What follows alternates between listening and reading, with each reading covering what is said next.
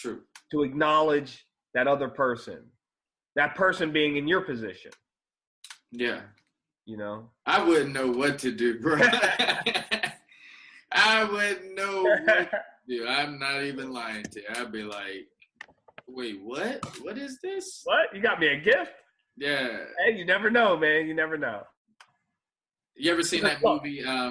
What's that movie? Oh, Pay It Forward? Yeah. Something like that. That would be crazy. Yeah. I was listening to a talk or something. They were talking about happiness. They were talking about, finding happiness or something like that. And they said something about a teaching of Buddha, that the only way you can achieve, and I might be butchering this, but it was something to this effect, that the only way you can achieve world peace is through personal happiness. Meaning, if everyone was happy with themselves and loved themselves, you'd be nicer to other people, and essentially, you'd have world peace. So, along the lines of that, just, But that would be hard. Well, that's damn near impossible. It's an ideal. It's a lofty idea, but yeah, if you have people step up and do nice things for other people and acknowledge other people. Are you happy? Not all the time, no. No, overall, are you happy? Like right now, are you happy? I'm always happy after these talks. Okay. I'm always like fired up. So I'm like, after the talk, I'm like, oh, I need to go for a run now because, I need this to keep going. No, but seriously. I think I'm happier than I was, but I don't know that I don't know that I would describe myself as happy. I'm kind of in a searching stage. I'm not fulfilled in life, in my work situation. I'm going back to school in May, try to finish up my degree. Degree in what? Right now it's an English degree. Okay, English degree. But after that, I plan to go to grad school, and I think I want to go into therapy. Family therapy, addictions therapy, somewhere along those lines.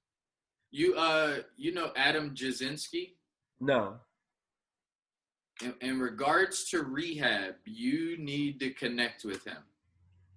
Adam Jasinski. He's on my Instagram too. Okay. I went to high school with him. He's from you'll be familiar with at least where he's from. He went to school at Cherry Hill East. Okay. He was on Big Brother on like CBS or some shit, and he won like $500,000. Okay. He's been on my podcast.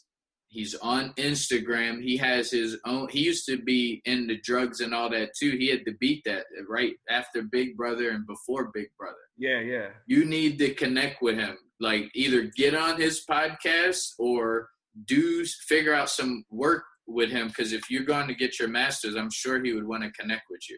Yeah. He has his own rehab facility. I believe it's in New Jersey or Florida.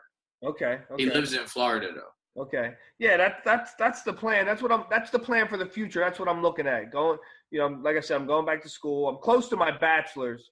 I got like 8 classes left for my bachelor's degree, but I've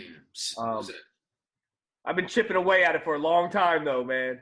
And then going on to grad school. And going into some, some kind of some realm of therapy. Therapy. Yeah. I think. What did you call it for addiction? Addictions counseling, like addictions therapy or addictions counseling. Okay, yeah. Is there really what's that? Or family what? Or family therapy. Talking to families, talking to people that are in my situation, your situation, talking to divorced people, stuff like that. What do you think they teach you in school for that?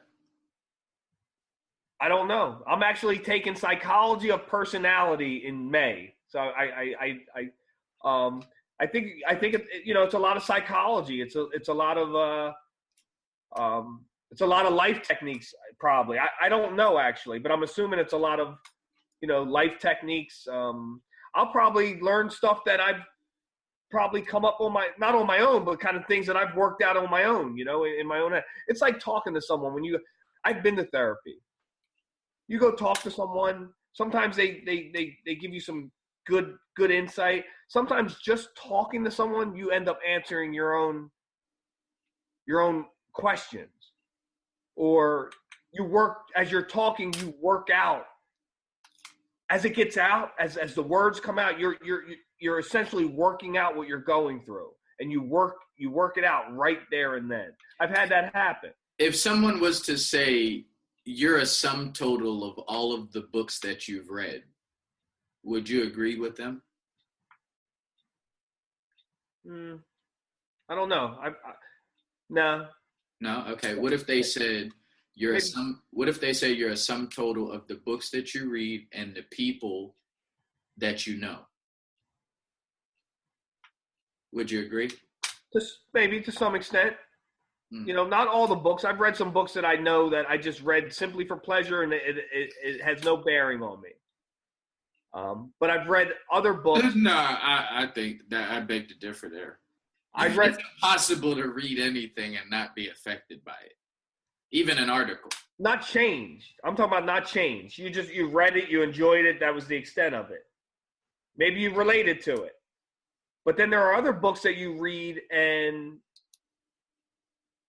it changes you, or it acknowledges someplace like Henry David Thoreau's Walden.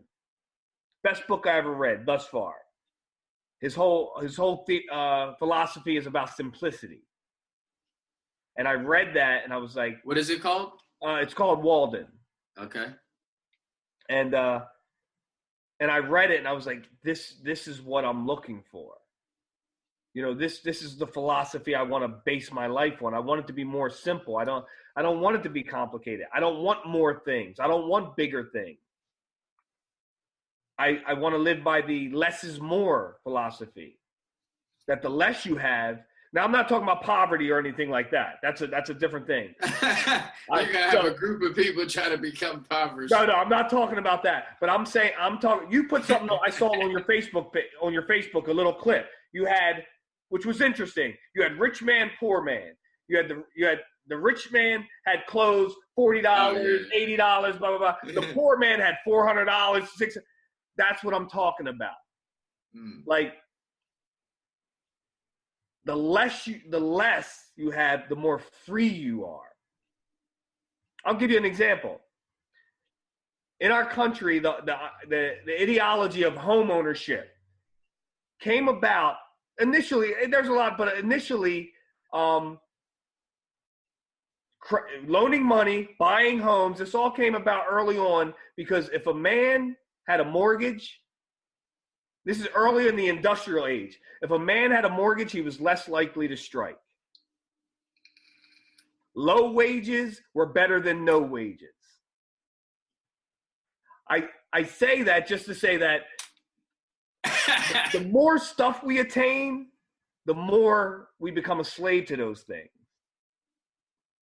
And at this stage of my life, I don't want to be a slave to anything. I don't want to feel like I have to do more than is necessary to afford some stuff that I don't need. Like I haven't had cable TV in 10 years. Because at some point I realized I didn't need it any longer. See, I stopped needing it when they had started implementing so many channels. Like, I had a great time when it was like, I remember HBO was like channel 14 or some shit. It was like maybe 50 channels at the max. Like, that was high quality TV. But then when it started getting in the 100, I don't know cable when it got. You got like 900 channels now. Yeah. There's no way you can watch all that. I'm like, nah. I'm not. I read an interesting article one time, and it was about the cable companies, how a lot of people were starting to, what they called cutting the cord. You're going to the internet and stuff like that. But they knew because of the sports package. Now, I only watch boxing and I watch some MMA. I don't watch football, baseball, or basketball or anything like that. But the cable companies, they knew, simply because of the sports package, that there were enough people that would continue to pay for the premium channels, and they had nothing to worry about. Nothing at all. As many people that were leaving, they knew that just that many people were going to stay. So it's, I'm just saying that was on all of those channels. Like, I thought we were in a good place when we just had like 50 double digits. Less is more, right? Yeah, right. Example right there. Less is more. Like, you know, man, it's too hard to choose. Then you spend like 20 minutes flipping through. Yeah, exactly. I do it with Netflix now. Sometimes I'll watch like 10 previews of something. Hour and a half is going by, and I still haven't picked anything. You know what I just saw on Netflix? You have Netflix? Yeah. You know, every once in a while you go on Netflix scrolling and you see something like, oh shit, that's there. What you say? The Heat. The Heat? You ever seen that? Al Pacino and Val Kilmer, De Niro. Yeah. Have you seen that? Listen, I went to the movies one Friday to see that when it came out. I went to the movies the next week to watch it again. Yes. And then I've seen it numerous times after that. Yo, it's on Netflix right now. I might have to watch that tonight. I found that yesterday. I just scrolling through like, what? I'm gonna have a lot of free time after this. Yeah, I just hit play. I might watch that tonight. I haven't seen it in a while. Yeah, The Heat. That's a great movie. That's a good movie. It's a good movie. Mm-hmm. I don't know how we got on that. I don't know. You could cut all this out. You can edit all this out. But it's still, it's good talking to you nonetheless. More is better. More is better. Sometimes. Sometimes. Did we have anything else? No, I think we're good. I think we're good. Yeah, we're good. Definitely. Okay, so we're gonna leave that in too. I think that would be good. Okay. Do you have any final remarks? Yo, what is up with the podcast?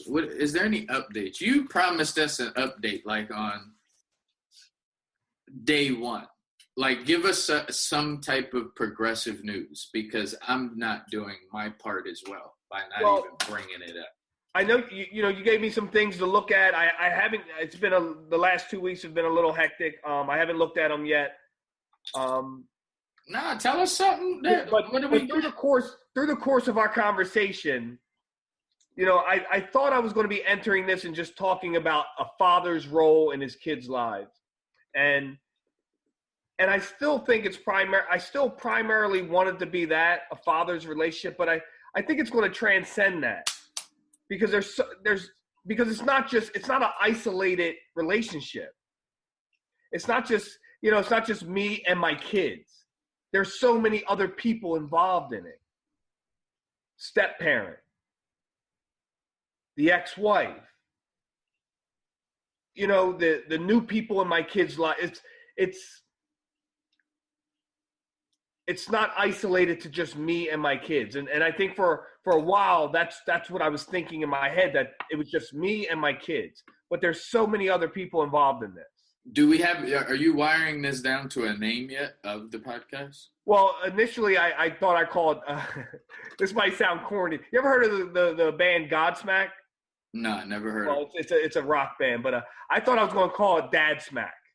Dad Smack? Dad Smack. Okay. Which is, kind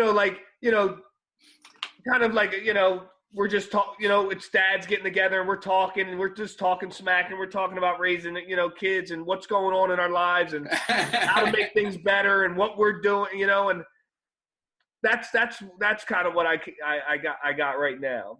I like that. Dad Smack. Dad Smack. Dad Smack. Yeah. And you're a great writer too. Thank you. Right? You're welcome, but yeah. Yeah, I write.